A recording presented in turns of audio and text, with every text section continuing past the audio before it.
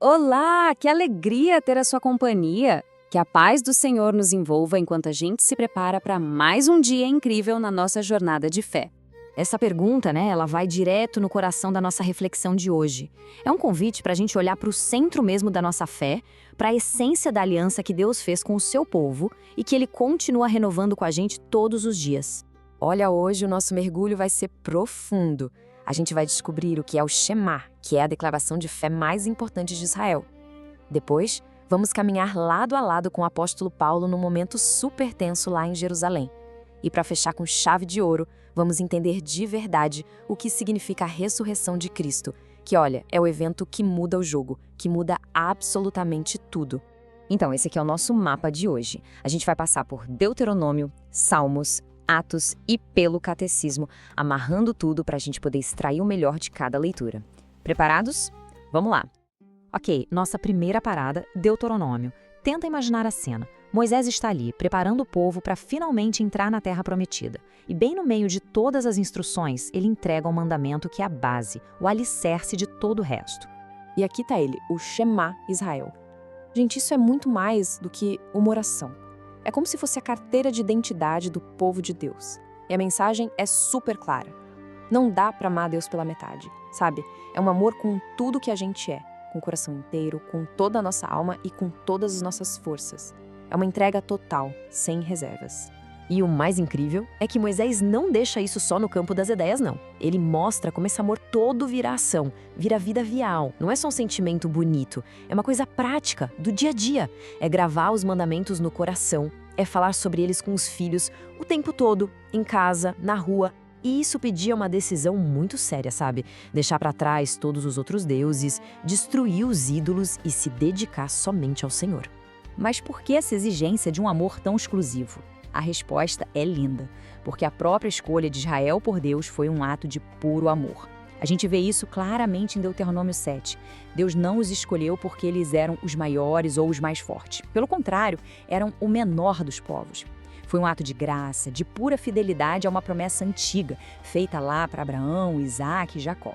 A fidelidade de Deus nos convida, nos chama a ser fiéis também. E essa ideia de um Deus fiel nos leva direto para outro ponto, a soberania dele.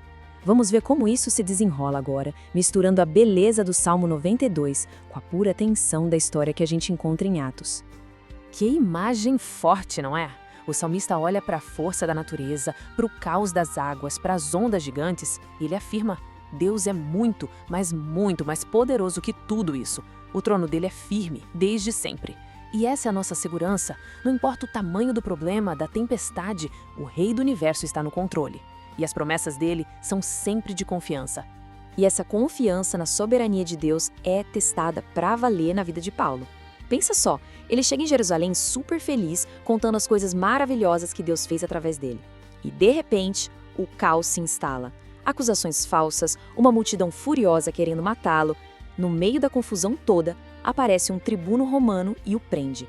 É a providência de Deus agindo de um jeito que ninguém esperava, usando até o Império Romano para salvar a vida do seu servo e garantir que seus planos continuassem. Bom, a gente já falou sobre o mandamento do amor, sobre a soberania de Deus, e agora a gente chega no ponto mais alto da nossa fé: a ressurreição. O catecismo vai nos ajudar a entender porque a ressurreição não é só um milagre que aconteceu lá atrás. Não, ela é o coração de tudo que a gente crê. Pensa na ressurreição como selo de garantia de Deus em tudo o que Jesus falou e fez. É a prova final de que as palavras dele eram verdadeiras. É a confirmação de que as promessas dos profetas se cumpriram nele. E o mais importante, é a prova de que ele é de verdade o Eu Sou, o próprio Deus. Sem a ressurreição, como o apóstolo Paulo mesmo disse, a nossa fé não teria sentido. Aqui a gente vê o evangelho de um jeito muito claro. O mistério da Páscoa é como uma moeda com dois lados, que não dá para separar. De um lado, com a sua morte, Cristo nos liberta do pecado. Mas a história não acaba na cruz, graças a Deus.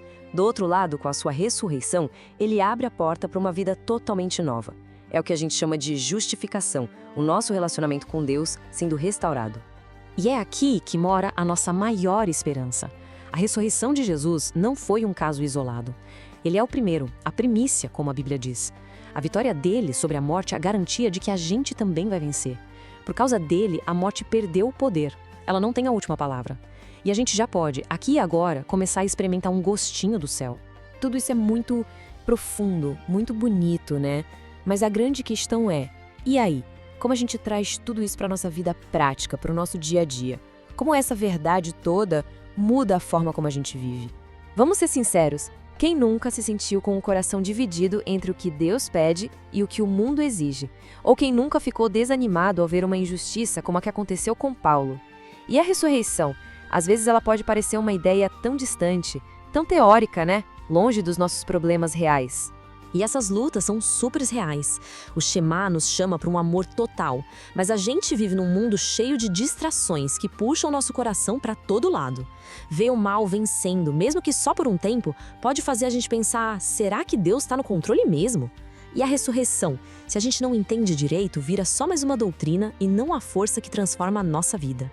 Mas a boa notícia é que a palavra de Deus hoje nos dá respostas. Para o nosso coração dividido, Deuteronômio nos lembra, volte para o amor total, porque é aí que está a bênção. Para nossa fé abolada pela injustiça, o Salmo 92 e a história de Paulo gritam para a gente, confia, a soberania de Deus não falha. E para dúvidas sobre a ressurreição, o Catecismo nos lembra, ei, é daí que vem a sua justificação, é daí que vem a sua esperança. Então, chegando ao final do nosso estudo de hoje, o que fica? Qual é a grande lição que amarra tudo que a gente conversou aqui? A lição essencial é essa: o amor fiel a Deus, aquele amor de todo o coração que o Shema nos ensina, é a base de tudo. É o começo, o meio e o fim.